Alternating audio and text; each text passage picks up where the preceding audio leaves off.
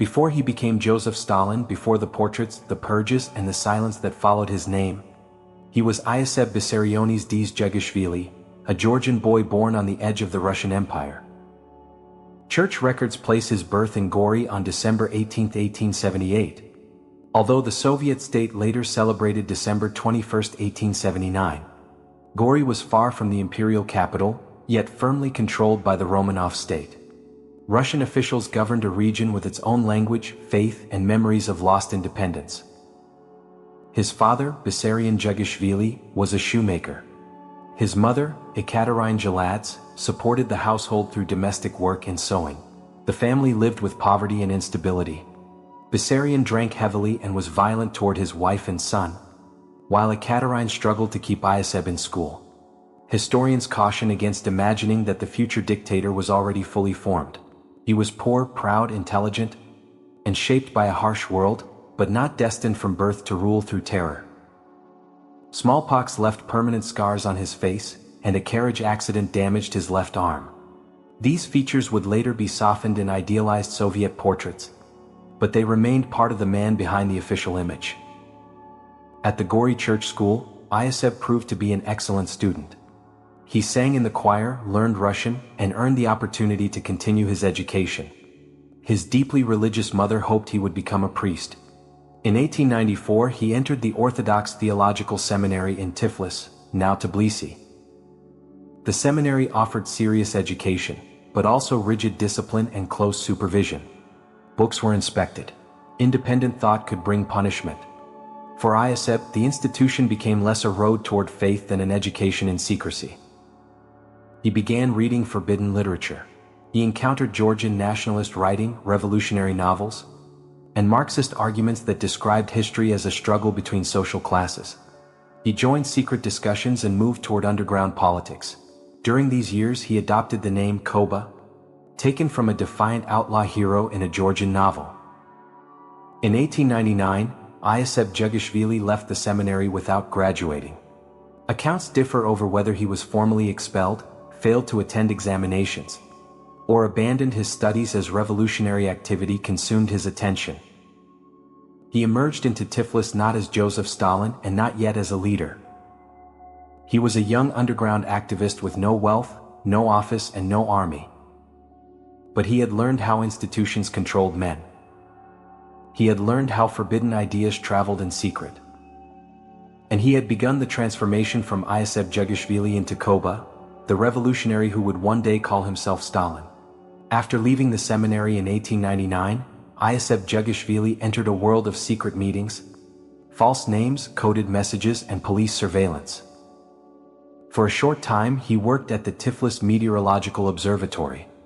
The position provided a small income and gave him access to the city's expanding revolutionary networks.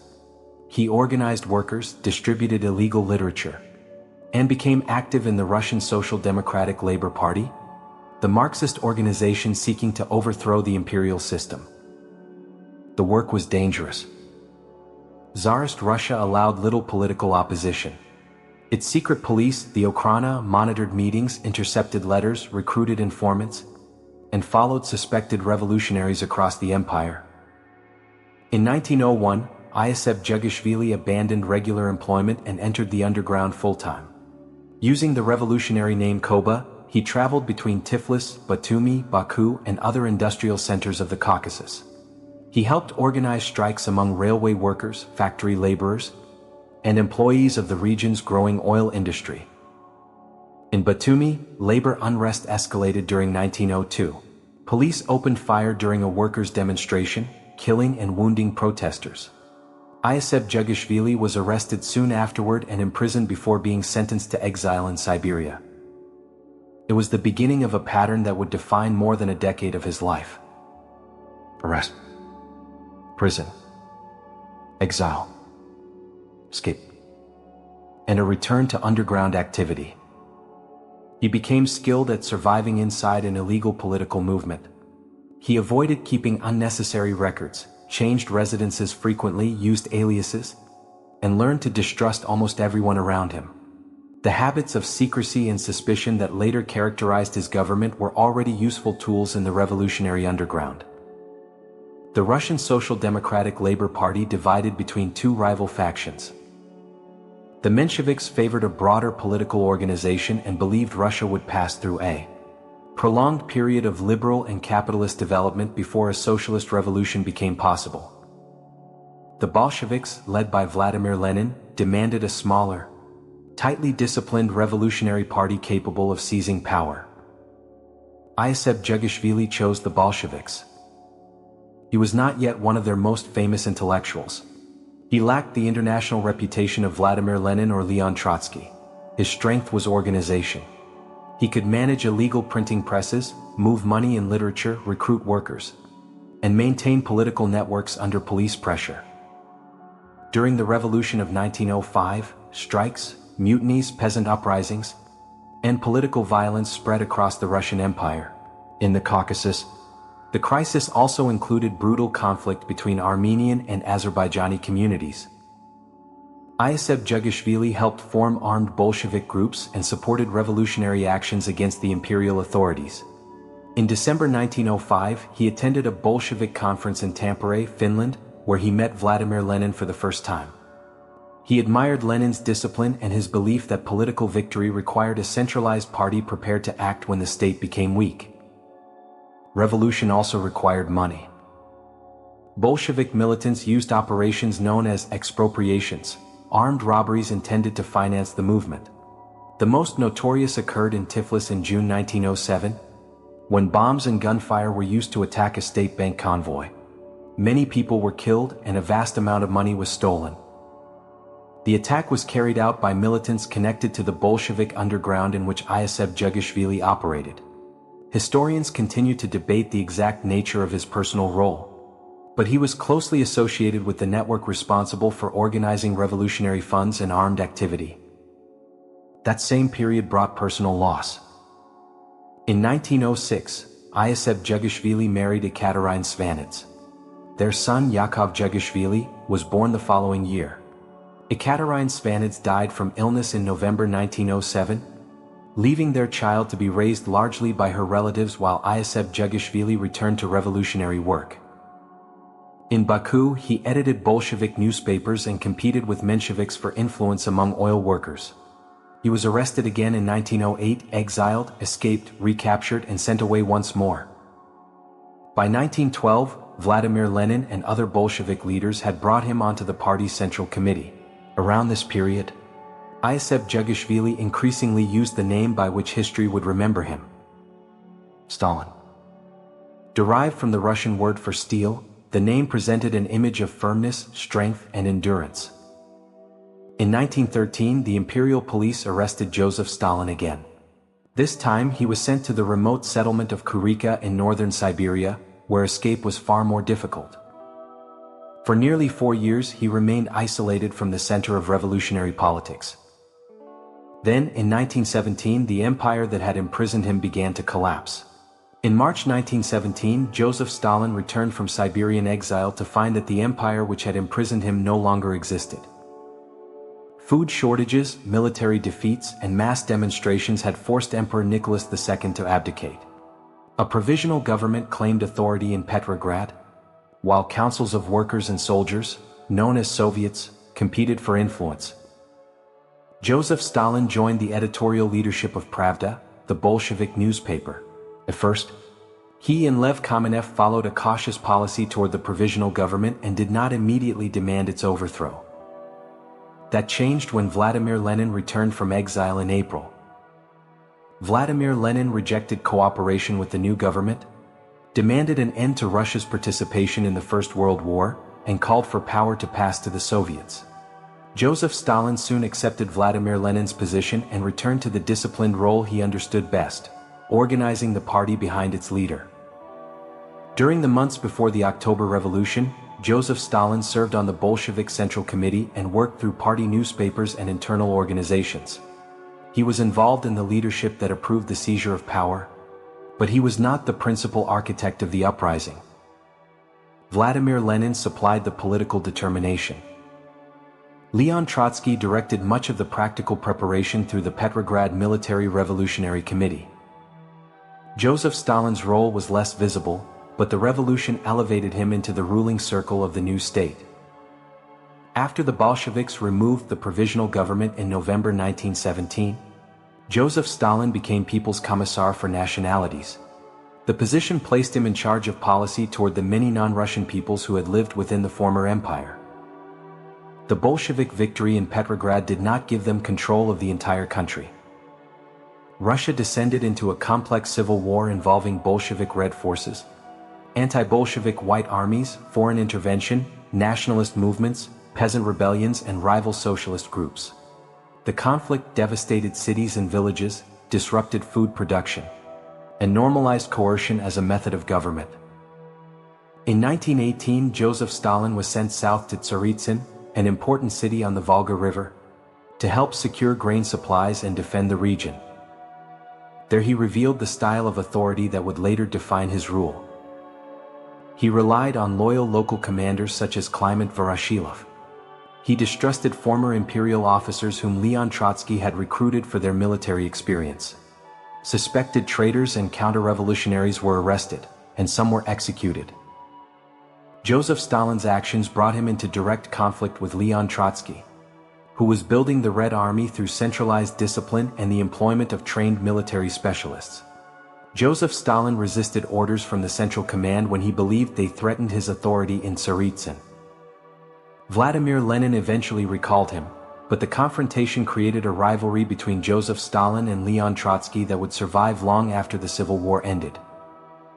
Joseph Stalin later received assignments on other fronts, including during the war against Poland. He was not the Red Army's supreme commander, yet he emerged from the conflict with valuable political connections and a reputation as a man who could be sent into a crisis and impose control. Civil war had also taught him darker lessons. Power belonged to the side that controlled food, communication, appointments, and armed force. Opposition could be described as betrayal. Failure could be blamed on hidden enemies. And violence, once justified as necessary for survival, could become an ordinary instrument of administration. By 1919, Joseph Stalin belonged to both the Politburo, which made the party's highest political decisions, and the Orgburo, which managed its organization and personnel. In April 1922, he was appointed General Secretary of the Communist Party's Central Committee. At first, the office appeared administrative rather than supreme. But it gave Joseph Stalin influence over appointments, records, promotions, and the careers of thousands of party officials. The Georgian seminarian had become the administrator of a revolutionary state. He did not yet rule it, but he was beginning to control the machinery through which it would be ruled. Joseph Stalin's rise to supreme power did not begin with a dramatic coup. It began through offices, appointments, alliances, and the gradual isolation of every rival who stood in his way. After becoming General Secretary in 1922, Joseph Stalin gained influence over the Communist Party's expanding bureaucracy. He helped decide who received important positions, who attended party congresses, and which officials advanced through the system. Because the office initially appeared administrative, many senior Bolsheviks underestimated how effectively these powers could be transformed into personal authority. Vladimir Lenin's declining health removed the one figure whose prestige could restrain him. Lenin suffered a series of strokes beginning in 1922. During his final active months, he became increasingly concerned about bureaucratic power and Joseph Stalin's behavior. Their disagreements included the treatment of communist leaders in Georgia and Stalin's harsh confrontation with Lenin's wife, Nadezhda Krupskaya. In a confidential document later known as Lenin's Testament, Lenin assessed several leading Bolsheviks. He praised Leon Trotsky's ability but criticized his excessive self-confidence. He warned that Joseph Stalin had accumulated enormous authority and might not use it cautiously. In an additional note dictated in January 1923, Lenin described Joseph Stalin as excessively rude and recommended replacing him as General Secretary. Lenin did not formally appoint Leon Trotsky or anyone else as his successor. Vladimir Lenin died on January 21, 1924. His death produced no automatic transfer of leadership. The Soviet state was initially governed by a group containing Joseph Stalin, Leon Trotsky, Grigory Zinoviev, Lev Kamenev, Nikolai Bukharin, Alexei Rykov, and other senior officials. Leon Trotsky seemed to possess the strongest revolutionary reputation. He had directed the October uprising in Petrograd and organized the Red Army during the Civil War. But he lacked a reliable organization inside the party and had made enemies through years of sharp political conflict. Joseph Stalin joined Grigory Zinoviev and Lev Kamenev in an informal alliance intended primarily to prevent Leon Trotsky from taking control. Lenin's testament was presented to senior party delegates in 1924 but was not openly published for the Soviet public. Grigory Zinoviev and Lev Kamenev argued that Joseph Stalin should remain general secretary, partly because they considered Leon Trotsky the greater immediate threat. They preserved the position that Joseph Stalin would later use against them. Joseph Stalin portrayed himself as a loyal and practical disciple of Vladimir Lenin. He promoted the doctrine of socialism in one country, arguing that the Soviet Union could construct socialism without waiting for successful revolutions elsewhere. Leon Trotsky continued to emphasize the international character of revolution and warned that growing bureaucracy threatened the original Bolshevik project. The dispute was ideological, but it was also a struggle for control. Leon Trotsky lost his position as People's Commissar for Military and Naval Affairs in 1925. Joseph Stalin then abandoned his former partners, Grigory Zinoviev and Lev Kamenev, and aligned himself with Nikolai Bukharin and supporters of the new economic policy. Grigory Zinoviev, Lev Kamenev, and Leon Trotsky formed the United Opposition. They criticized party bureaucracy and Joseph Stalin's increasing authority, but the party leadership controlled by Joseph Stalin restricted their ability to organize.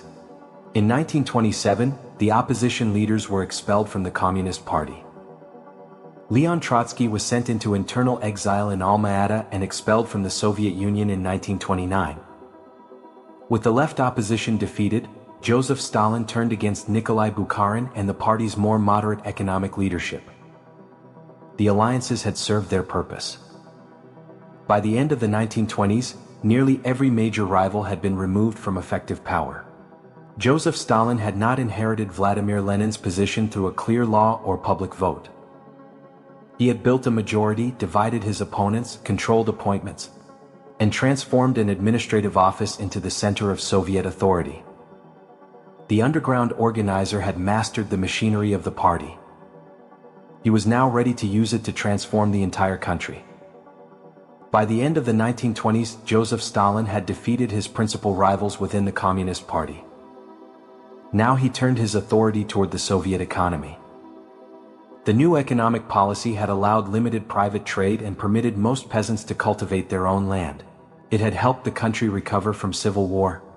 But Joseph Stalin increasingly described it as a dangerous retreat from socialism. He believed the Soviet Union had to industrialize rapidly or remain vulnerable to richer and more technologically advanced powers. In 1928, the government introduced the first five-year plan. Central planners set production targets for coal, steel, electricity, machinery, and other forms of heavy industry. Consumer comfort was given far less importance. Factories, mines, dams, railways, and industrial cities were constructed at extraordinary speed. Projects such as the industrial complex at Magnitogorsk became symbols of the new Soviet future.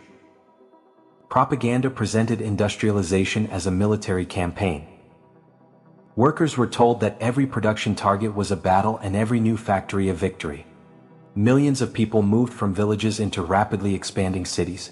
Some gained education, technical training, and opportunities that had previously been closed to them. But the transformation was chaotic and severe. Housing was overcrowded. Food and consumer goods were scarce. Managers faced punishment when impossible targets were missed. Accidents, waste, and poor construction accompanied genuine increases in industrial capacity. Prisoners and forced laborers were also used on major projects, linking economic development to the expanding system that would become known as the Gulag. Industrialization required food for the cities and grain that could be exported to purchase foreign machinery. Joseph Stalin therefore launched a second revolution in the countryside. Individual farms were forced into collective farms known as kolkhozy or state farms known as sovkhozy. Officially, collectivization would introduce machinery and modern methods. In practice, it also allowed the state to control the harvest and extract grain from rural communities. Many peasants resisted. Some refused to join collective farms. Others hid grain, destroyed tools, or slaughtered animals rather than surrender them to the state. Joseph Stalin interpreted this resistance not as a response to coercion, but as proof of organized class warfare. He announced the liquidation of the kulaks as a class. The term had once referred to relatively prosperous peasants, but officials applied it broadly to families labeled hostile, independent, or inconvenient. Property was confiscated. Households were expelled from their villages. Hundreds of thousands were deported to remote regions, labor settlements, and camps. Others were imprisoned or executed. Local officials often exceeded instructions while competing to demonstrate revolutionary loyalty, but the campaign itself came from the highest levels of the Soviet state. By 1932, the countryside was in catastrophe. Disrupted production, livestock destruction, harsh grain collections, and state policy combined to produce famine across several regions of the Soviet Union. Ukraine, Kazakhstan, the North Caucasus, and parts of the Volga region suffered especially severely. Officials continued taking grain while villages went hungry. Internal travel was restricted, preventing many starving peasants from searching for food elsewhere. Reports of hunger reached the leadership, but Joseph Stalin largely treated them as evidence of sabotage and refused to abandon the system he had imposed. Millions of people died during the famine of 1932 and 1933. The Soviet government concealed the scale of the disaster. Public discussion was suppressed. Foreign visitors were shown carefully prepared images of progress while hunger remained hidden behind controlled borders, censorship, and official denial. Yet the industrial transformation was real. The Soviet Union developed new steelworks, power stations, mines, machinery plants, and military industries. A largely agricultural country was becoming an industrial power at a speed few observers had believed possible. Joseph Stalin would later present this transformation as proof of his leadership. But the factories were built beside crowded barracks. The new cities were supplied by a countryside placed under force. And the economic foundation of Soviet power had been laid over confiscated farms, deported families, forced labor, and millions of deaths. Joseph Stalin called it a revolution from above. For those beneath it, the revolution arrived as an order, and behind every order stood the power of the state. By the middle of the 1930s, Joseph Stalin had defeated every organized political faction capable of challenging him. Yet the absence of opposition did not bring security. It produced greater suspicion. On December 1, 1934, Sergei Kirov, the Communist Party leader in Leningrad and a member of the Politburo, was shot outside his office by Leonid Nikolaev. Historians continue to debate whether Joseph Stalin played any role in arranging the assassination. No conclusive order has been discovered. What is certain is that Joseph Stalin immediately exploited the murder as justification for a widening campaign against alleged conspirators. New emergency procedures allowed terrorism cases to be investigated rapidly, with limited appeals and swift executions. Former oppositionists were arrested. Old political disagreements were reinterpreted as evidence of treason. Anyone once associated with Leon Trotsky, Grigory Zinoviev, or Lev Kamenev could now be described as part of a hidden organization preparing to murder Soviet leaders and destroy the state. In August 1936, Grigory Zinoviev, Lev Kamenev, and other veteran Bolsheviks appeared in the first Moscow show trial. They confessed publicly to fantastic conspiracies involving assassination, sabotage, espionage, and cooperation with foreign enemies. The verdict had been decided before the proceedings began. Confessions were obtained through prolonged interrogation, threats against relatives, psychological pressure, and torture. Most defendants were sentenced to death. Further trials in 1937 and 1938 destroyed more of the generation that had participated in the Russian Revolution, including Nikolai Bukharin and Alexei Rykov. But the public trials revealed only the most visible edge of the terror. In 1936, Nikolai Yezhov became head of the People's Commissariat for Internal Affairs, known as the NKVD. Under Joseph Stalin's direction, the secret police expanded its search for supposed spies, wreckers, former kulaks, criminals, nationalists, religious believers, and other enemies of the people. The categories were deliberately broad. A careless statement could become sabotage. Contact with a foreigner could become espionage. A production failure could become deliberate economic destruction. A past friendship could become membership in a conspiracy. In July 1937, NKVD Operational Order No. 00447 authorized mass operations against people classified as former kulaks and anti-Soviet elements. Regional authorities received numerical targets for executions and imprisonment. Local officials often requested permission to increase them. Special three-person panels known as troikas reviewed cases without genuine trials. Dozens or hundreds of files could be processed in a single sitting. The accused were frequently absent and had no meaningful opportunity to defend themselves. The terror entered factories, collective farms, universities, military headquarters, government ministries, and private homes. Families disappeared during nighttime arrests. Prisoners signed confessions naming co-workers and friends, producing new arrests that expanded the imagined conspiracy. Even NKVD officers understood that successful service offered no protection. Interrogators who carried out one wave of repression could become victims of the next. The Red Army was also devastated. Marshal Mikhail Tukhachevsky and other senior commanders were arrested and executed in 1937 after being accused of participating in a military conspiracy. Thousands of officers were dismissed, imprisoned, or killed.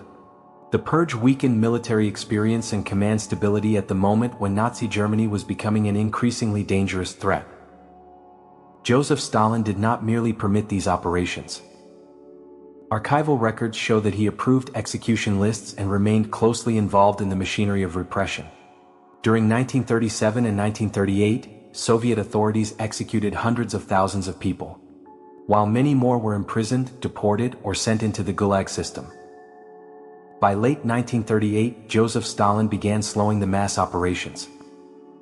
Nikolai Yezhov was removed and replaced by Lavrentiy Beria. The regime blamed officials for unspecified excesses, but it did not dismantle the institutions of terror. Nikolai Yezhov himself was arrested and later executed, disappearing into the same system he had administered. The Great Terror had destroyed real opponents, imagined opponents, loyal officials, military commanders, intellectuals, workers, and ordinary citizens. It also transformed those who survived. People learned not to speak openly.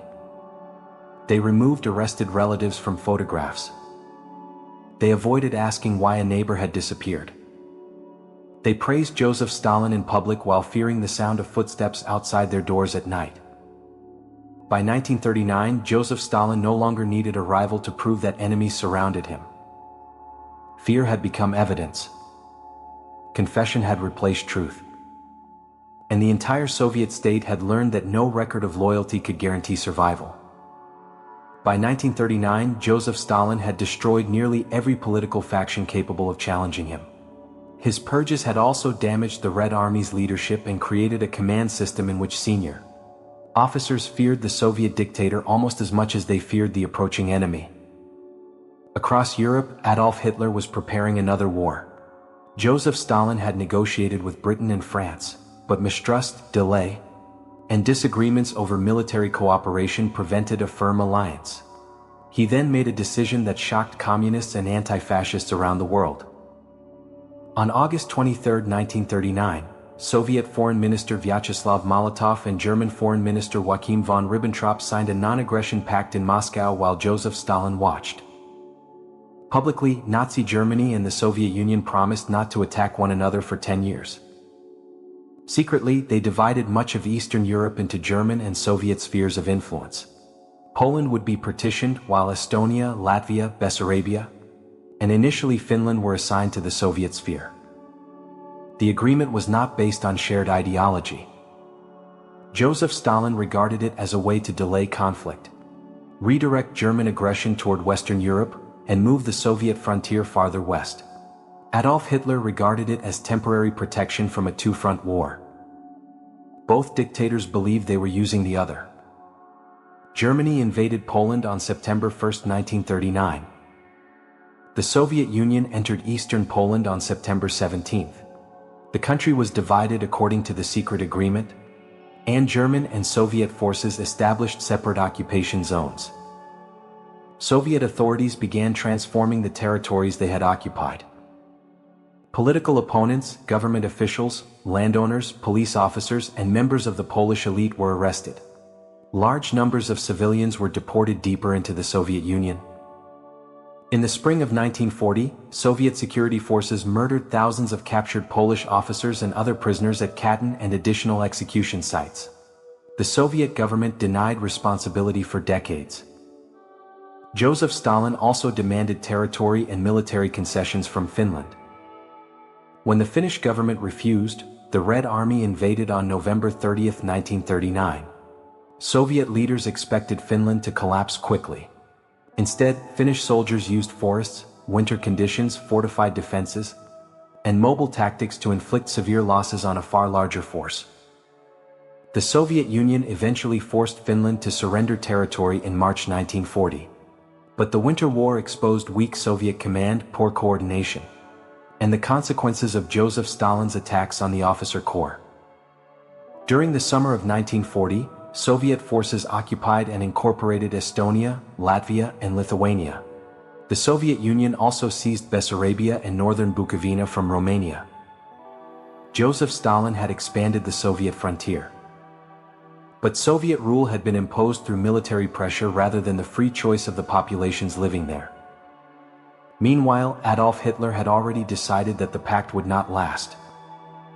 After defeating France, he ordered preparations for the invasion of the Soviet Union. German troops, aircraft, tanks, and supplies gradually gathered along the frontier. Intelligence reports repeatedly warned Joseph Stalin that an attack was approaching. He remained convinced that Adolf Hitler would avoid opening another major front before Britain had been defeated. He also feared that some warnings were provocations intended to drag the Soviet Union into war. Before dawn on June 22, 1941, Nazi Germany and its allies launched Operation Barbarossa. More than 3 million German soldiers, supported by forces from Germany's allies, crossed the Soviet frontier. Aircraft attacked Soviet airfields, while armored formations broke through confused defenses and surrounded entire armies. This was not merely a campaign for military victory. Adolf Hitler intended to destroy the Soviet state, seize its land and resources, and wage a racial and ideological war against the peoples of Eastern Europe. German military and police units would soon carry out mass starvation, executions, and the systematic murder of Jewish communities behind the advancing front. Joseph Stalin had gained territory and time through the German-Soviet pact. But he had misjudged when the attack would come. The ruler who demanded absolute obedience now faced the weakness of a system in which officers feared reporting bad news, commanders hesitated without clear orders, and warnings could be interpreted as disloyalty. The German armies were advancing. Entire Soviet formations were disappearing. And for the first time in years, fear was no longer moving outward from Joseph Stalin's office. It was moving directly toward him. The first months after Operation Barbarossa brought disaster to the Soviet Union. German armored forces surrounded entire Soviet armies. Hundreds of thousands of soldiers were killed, wounded, or captured. Aircraft were destroyed on the ground, command systems collapsed, and vast territories fell under occupation. Joseph Stalin's earlier refusal to accept repeated warnings had left the frontier dangerously exposed. His purges had weakened the officer corps, while a political culture built on fear discouraged commanders from reporting the truth. Many officers waited for orders even when immediate action was necessary. For several days, Joseph Stalin remained publicly silent. On July 3, 1941, he addressed the Soviet population by radio, abandoning the distant language of party bureaucracy. He spoke to citizens as brothers and sisters, and called for a nationwide struggle against the invader. The war would be presented not only as a defense of communism, but as a patriotic battle for the survival of the homeland. Joseph Stalin became chairman of the State Defense Committee, which concentrated extraordinary authority over the military, economy, transportation, and government. Factories were dismantled and moved eastward beyond the immediate reach of the German armies. Workers rebuilt production in the Urals, Siberia, and Central Asia, often under extreme conditions. The Soviet system that had imposed industrialization through enormous suffering now possessed the factories, railways, and centralized control necessary for prolonged war. In October 1941, German forces approached Moscow. Government offices and foreign embassies were evacuated, while fear and disorder spread through the capital. Joseph Stalin remained in Moscow. His presence carried political importance, even as the defense depended on soldiers, civilians, commanders, and reserves arriving from across the Soviet Union.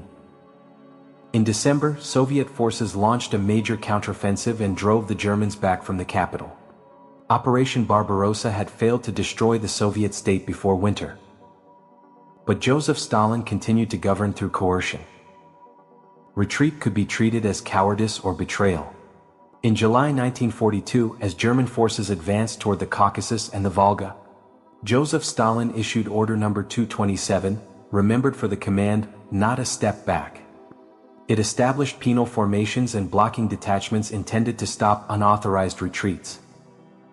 The order reflected the desperation of the moment, but also Joseph Stalin's belief that fear could compensate for military failure. The decisive confrontation came at Stalingrad. German troops fought through factories, apartment blocks, and ruined streets.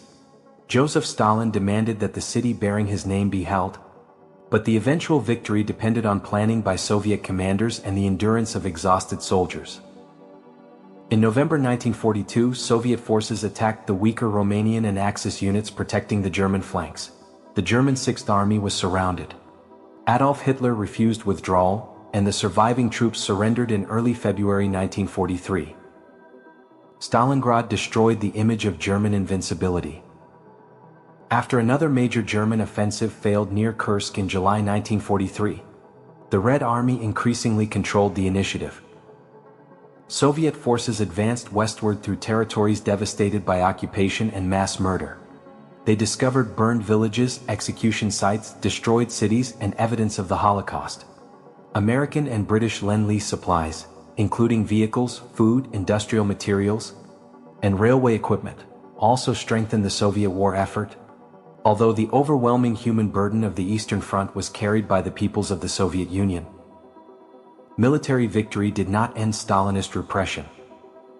Joseph Stalin accused entire ethnic communities of collective collaboration with the enemy. Volga Germans, Chechens, Ingush, Kalmyks, Crimean Tatars, and other peoples were forcibly removed from their homelands. Families were loaded onto trains and transported to Central Asia, Siberia, and other remote regions. Many died during transit or in exile. In 1944, enormous Soviet offensives destroyed German armies and carried the Red Army into Eastern Europe. By April 1945, Soviet troops had surrounded Berlin. Adolf Hitler died as his regime collapsed, and Nazi Germany surrendered in May. The Soviet Union had survived a war of annihilation and emerged as one of the world's dominant military powers. Joseph Stalin claimed the victory as proof of his leadership. But the triumph belonged to millions of soldiers, workers, nurses, engineers, farmers, and civilians whose sacrifices had saved the country. Joseph Stalin had helped organize resistance after the invasion. He had also contributed to the catastrophe that made the resistance necessary. Victory expanded his authority beyond anything he had possessed before the war. And as the celebrations began, the armies of the Soviet Union were no longer standing only within their own borders. They now occupied the heart of Eastern Europe. When the Second World War ended in 1945, Joseph Stalin stood at the height of his international power. The Soviet Union had suffered destruction on an almost unimaginable scale, but its armies now occupied territory from the Baltic Sea to the Balkans. Joseph Stalin attended the conferences at Yalta and Potsdam as the leader of a victorious great power, negotiating with Franklin Roosevelt, Winston Churchill, Clement Attlee, and Harry Truman over Germany, Poland, reparations, borders, and the future of Europe. Germany and Berlin were divided into occupation zones, while the Soviet Union retained territories it had annexed before and during the war. Joseph Stalin claimed that Soviet security required friendly governments along the western frontier. The memory of repeated invasions was real, but the political system he established in Eastern Europe went far beyond defensive cooperation. In Poland, Hungary, Romania, Bulgaria, Czechoslovakia, and the Soviet occupation zone of Germany, communist parties gained control with Soviet military and political support. Rival parties were weakened, absorbed, or eliminated. Police institutions were reorganized, opponents were arrested, and governments increasingly followed Moscow's direction. By 1949, a communist German Democratic Republic had been created in the Soviet zone, completing the political division of Germany. The wartime alliance with the United States and Britain quickly disappeared. Western leaders accused Joseph Stalin of expanding Soviet domination. Joseph Stalin viewed American economic influence, the recovery of Western Europe, and the consolidation of Western Germany as threats to Soviet security. The conflict became known as the Cold War, a confrontation fought through military alliances, political pressure, intelligence operations, propaganda, and conflicts outside Europe rather than direct war between the two emerging superpowers. In June 1948, Soviet authorities blocked road, railway, and canal access to the western sectors of Berlin. Joseph Stalin hoped to force the United States, Britain, and France to abandon their position or reverse plans for a separate West German state. Instead, the Western powers supplied West Berlin by air. Aircraft carried food, fuel, and medicine into the isolated city for nearly a year. The Soviet Union lifted the blockade in May 1949, rather than removing the Western presence. The crisis deepened Europe's division and contributed to the formation of the North Atlantic Treaty Organization. The balance of power changed again in August 1949, when the Soviet Union successfully tested an atomic bomb. The United States no longer possessed a monopoly on nuclear weapons. Joseph Stalin had gained the destructive power that would define the next stage of international rivalry. 1 year later, war began on the Korean Peninsula. Declassified Soviet records show that Joseph Stalin initially rejected repeated North Korean requests to invade the South in 1949. He later approved the operation after the strategic situation appeared more favorable, while attempting to avoid direct war between Soviet and American forces. The conflict drew the United States and other United Nations members into Korea and eventually brought Chinese forces into the fighting. A regional war became another dangerous front in the global struggle between communist and Western powers. Inside the Soviet Union, victory did not produce political freedom. Soldiers and civilians who had encountered life beyond Soviet borders returned to a society still governed by censorship and police surveillance. Joseph Stalin feared that wartime contact with foreign countries might encourage independent thought. Under Andrei Zhdanov, the regime tightened control over literature, music, science, and philosophy. Writers and artists were condemned for failing to display sufficient ideological loyalty. Intellectual openness was portrayed as admiration for the capitalist West. A campaign against so-called rootless cosmopolitanism increasingly targeted Jewish writers, scholars, cultural figures, and officials.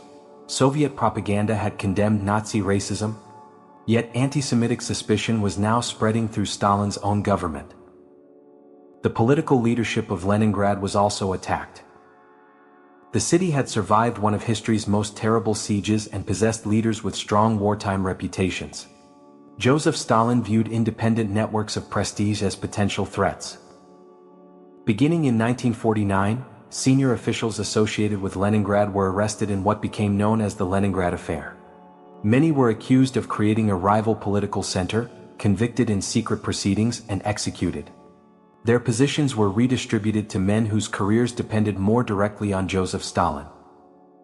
The personality cult surrounding him grew still larger. Official history placed Joseph Stalin beside Vladimir Lenin as the supreme architect of the Soviet state. Paintings showed him guiding armies and comforting children. Books exaggerated his role in the revolution and military victory. Cities, factories, institutions, and awards carried his name. The aging dictator appeared everywhere. Yet the real Joseph Stalin became increasingly isolated.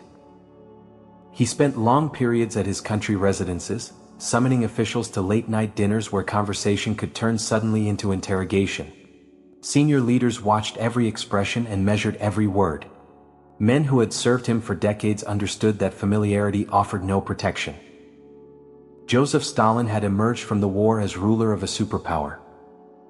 He controlled an empire extending deep into Europe. He possessed nuclear weapons.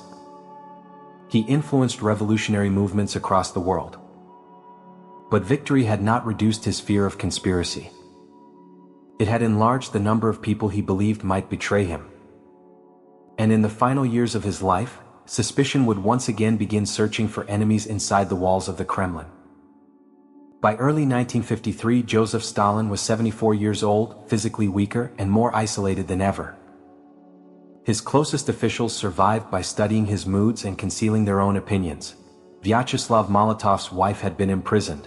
Lavrentiy Beria, Georgy Malenkov, and Nikita Khrushchev understood that years of loyal service offered no protection if Joseph Stalin decided another conspiracy existed. The final campaign of his rule centered on a group of prominent physicians. On January 13, 1953, Soviet newspapers accused several doctors, most of them Jewish, of deliberately murdering senior officials and preparing further assassinations. The charges were fabricated through coercion and formed part of an increasingly open anti-Semitic campaign against alleged foreign agents and so-called rootless cosmopolitans. Many people feared that the doctors' plot would become the beginning of another vast purge. Rumors spread that Soviet Jews might be deported to remote regions.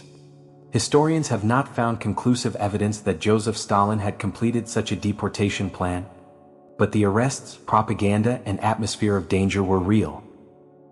On the night of February 28, Joseph Stalin summoned members of his inner circle to his residence at Kontsivo outside Moscow. The gathering continued into the early hours of March 1st. After the guests departed, Joseph Stalin did not call for anyone. His guards noticed the unusual silence, but they were afraid to enter without permission. Late that evening, they found him lying on the floor, unable to speak and partially paralyzed. Joseph Stalin had suffered a severe stroke. Medical assistance was not summoned immediately. According to later accounts, those around him hesitated for hours, partly because disturbing Joseph Stalin without an order could itself have dangerous consequences. The fear he had created now surrounded his unconscious body. Doctors eventually arrived and attempted to treat him. Medical bulletins were issued to the Soviet public while senior officials quietly considered what would happen after his death. Joseph Stalin never recovered. He died on March 5, 1953, 4 days after collapsing. Public mourning was immense and carefully organized, but it was not entirely artificial. Millions of Soviet citizens knew Joseph Stalin through schools, newspapers, wartime memories, and a personality cult that portrayed him as protector, teacher, military genius, and architect of victory. Behind the official ceremonies, a struggle for succession had already begun. No single official immediately inherited Joseph Stalin's power. A collective leadership emerged, and disagreements that might once have resulted in arrest or execution were initially handled through negotiation within the ruling party. The imprisoned doctors were released, and the accusations against them were acknowledged as false. The Gulag population began to decline significantly, although forced labor camps continued to exist. Joseph Stalin's death changed the political atmosphere, but it did not instantly transform the Soviet Union into a free society. In February 1956, Nikita Khrushchev addressed a closed session of the 20th Communist Party Congress. He denounced Joseph Stalin's personality cult, political purges, mass repression, and abuse of authority. The speech did not reveal every crime, nor did it reject the entire Soviet political system. But it shattered the official image of Joseph Stalin as an infallible leader. Joseph Stalin had transformed the Soviet Union. Under his rule, the country industrialized rapidly, defeated Nazi Germany, acquired nuclear weapons, and emerged as a global superpower. But those achievements cannot be separated from their human cost. Collectivization brought dispossession and famine. The purges destroyed genuine opponents, imagined enemies, and loyal officials. Forced labor expanded across a vast network of prisons and camps. Entire ethnic communities were deported. Millions lived beneath censorship, surveillance, and the knowledge that an accusation could erase a career, a family, or a life. Joseph Stalin began as a poor Georgian seminarian. He became an underground revolutionary, a party administrator, a dictator, and one of the most powerful rulers in modern history. He promised equality, security, and national strength. He created a system in which loyalty was never enough. And he ruled through fear until his final night, when even the men standing outside his door were too frightened to enter.